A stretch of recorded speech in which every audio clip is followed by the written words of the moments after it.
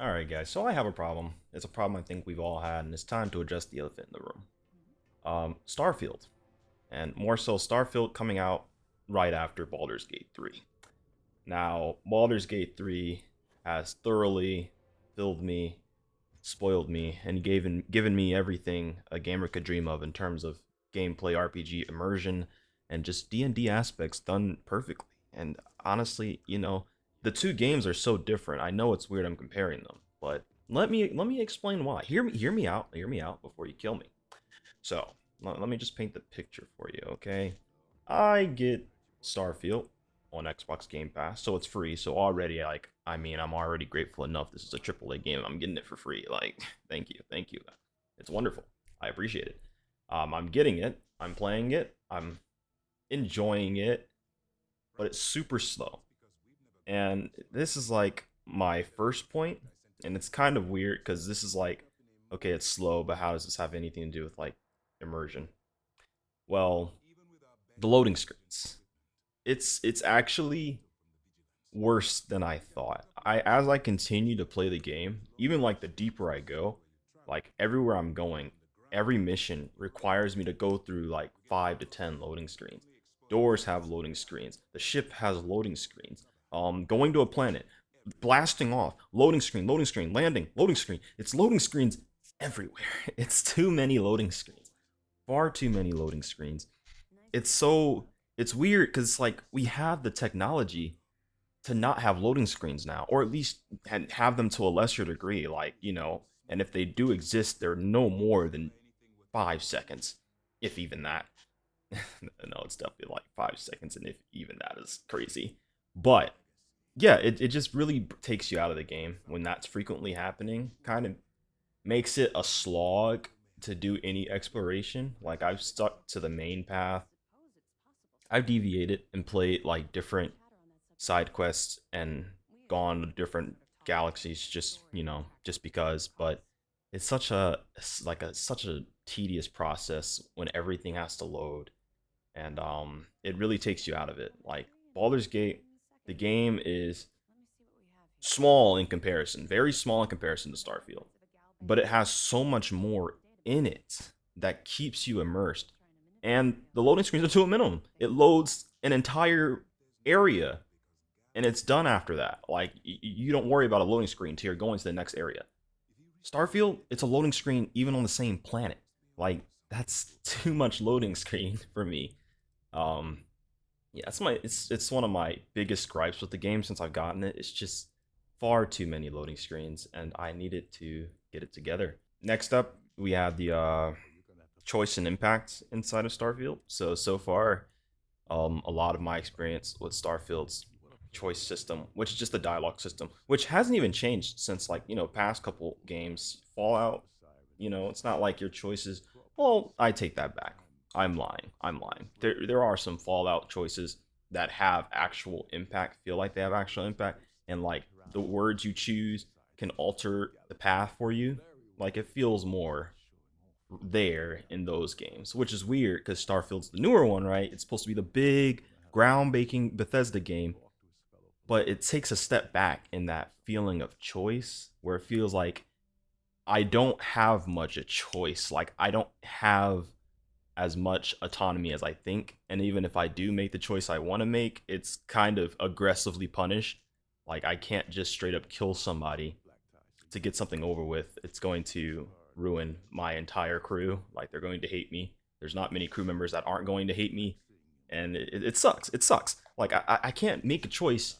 A lot of YouTubers have already done this and made examples. One of them is like the mission. I'm gonna call him Walter because I can't remember his name.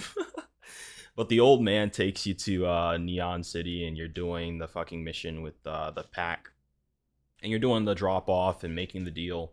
And every choice you make basically leads to the guy getting out scot free. You can't kill him, and it's like, well, okay.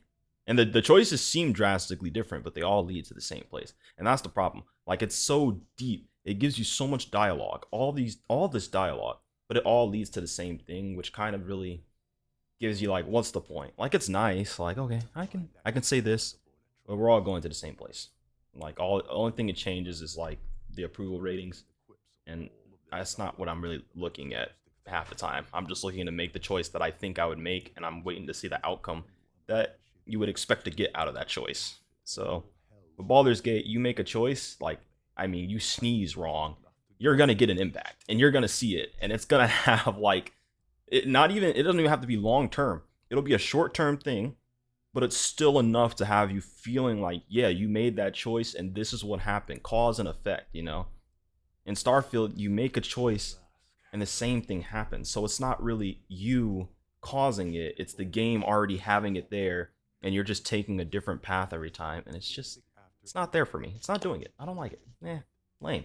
Next point we have are is the emotion. I do have a little list here that I'm looking at. Uh, but emotion in the two games. So Starfield, there's a lot more emotion. Again, it's so weird. I'm comparing it more to Fallout than I am Baldur's Gate at this point with Starfield, where the emotions of characters, you can feel them a lot more in a Fallout character because the writing really writes the characters that you're interacting with really well. They don't emote, like the faces are pretty flat in all those games, but you can tell by the dialogue and even the voice acting how emotional they are. So far as Starfield, I don't see it. I don't see it that much. It's not really like there. You kind of are listening. There's some people with emotions, like it's not the full game. And again, this comes back to the problem of it just being this massive and having, it's stretched so thin. So you get some really banger emotions and roles where you can really feel, oh, excuse me, Jesus. You can really feel um, what the character's feeling. You can really kind of empathize and sympathize with the people. But then there's a lot of parts where it's just like just talking. That's all it feels like, just talking. They're talking about something serious, but you just cannot care less because they're just talking. Like that's all you hear. It's not real to you. You're not immersed. It goes back to that. You're not immersed. It's a real just downer, just playing through it. And yeah, I don't like it. I don't like it. It's the emotion not being there hurts my soul. That leads to the very overarching theme, the very big problem that makes it so hard to play after you just got done playing it, playing Baldur's Gate 3. And that's how massive the game is. It's weird, but I mean, a lot of games have suffered from this, and No Man's Sky walked for this, so all these other games that are trying it can run. Making a game this big really stretches it thin on how much you can put in it that keeps it interesting. Like after the first 20 planets, you're already stretching thin. Like you're already running out and seeing kind of similar things, or you've done everything at this point, and it's like, okay, okay, I get it. That's cool, I guess, but I mean, it was still on that planet too. I already have an outpost on this planet, and this planet looks just like this one. But anyways, yeah, it's too big. It's too big. It's like a giant ocean compared to a small pond, and the small pond being Baldur's Gate 3. It's not a massive game, although it's kind of, I'm saying it's not massive, but I'm scaling it, right? Like the way it's designed and how big the maps are big, but the way it's designed is smaller, and compared to like traveling from galaxy to galaxy, it's way smaller, of course. But yeah, it's a small pond, but it has so much detail. Everything detailed is meant for immersion. You're always going to see something new wherever you go. There's random encounters around every corner, and they're unique. They're different. They have like these fun quests that come out of nowhere. And again, with the help of having these real choices that lead to a million different things, again, it's just, I know they're not the same game, but playing that first and then playing this, where this is also an RPG where I'm expecting my choices to matter, and just it's too big. It doesn't matter like what I'm doing. I mean, I can make it matter. I can just be an absolute menace to society, but other than that, there's no in between. There's no like gray area where I'm just like, okay, I'm this person who has my morality. No, I'm this morality that I know will fit to the game, and it sucks. It sucks for that reason. All right, and now I know what you're thinking. Like, okay, he's gonna continue to shit on the game. No, actually, no.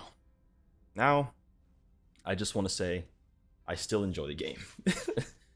I know that's weird, but I still find Starfield to be very fun, very enjoyable, and especially with the modding community that's always been very strong for Bethesda, it makes it a fun game. And I play with the mods, I play with the command console because honestly it's not showing me anything new enough for me to want to play through it just normally. I do not care enough to do that. And that's where the problem is. I can enjoy the game, but I don't enjoy it for its vanilla state. I do not enjoy it for how it came out. It's not fun in that state. But it is fun when you can add stuff to it. And unfortunately, though, if you have it on console, that's not something you can really do. Like, that's not an option you have to just, mod the game up a bit, use command console cheats to get around bugs, or speed your character up because you move really slow across these planets and you just want to get across because what's the point in moving that slow? You know, it's a lot of quality of life things you can do yourself that makes the game fun. And that's why I'm playing it, because I can change it up to make fit how I want to play it. And I think that's the appeal for a lot of people, but that shouldn't discount the fact that the game itself, like at its raw state, is very blank canvas. You're the painter on this canvas. You're the one making it what you want it to be, which is like, okay, power to the players and put it in their hands, but you can't use that as an excuse to just put out a bland product, which is what this is. It's bland. It is bland. And bland isn't bad. It's just not good either. I know this is getting a little convoluted at the end, but let me cut this short and just say overall though, I would give this game, and honestly, and the fact that it's controversial is crazy. This game is a 7 out of 10. It's a 7 out of 10. It's not an 8 out of 10. It's not a 9 out of 10. By no means is it a 9 out of 10, because that just means it's close to perfect and had a couple flaws. An 8 out of 10, it means it was like good, flaws were there, but it was good. Like, I played all the way through it and I enjoyed the ride, but it did have a lot of problems. That would be an 8. A 7 is it's fine. I enjoyed the ride. It's okay, but there are just a lot of core problems with the game. It's not bugs. It's not little problems here and there. It's core problems. Loading screens are a part of the game. You can't, you're not going to be able to patch that out unless, I mean, they could technically if they would just rebuild that entirely. That's not something you're just going to get rid of. Character voice acting, you can't just go in there and start adding voice actors to every NPC and giving them life again. Can't do that. There's a lot of things you just can't do for core problems, and that's what this game has: core problems. With modders, that can change. With console commands, that can change. There's all types of stuff that makes it change, but 7 out of 10 is fitting for its vanilla state. And yeah, just wanted to get my opinion out there and say why I find the game to be fine. I streamed it once. I was like, am I going to keep playing it on stream? No. Am I going to record it?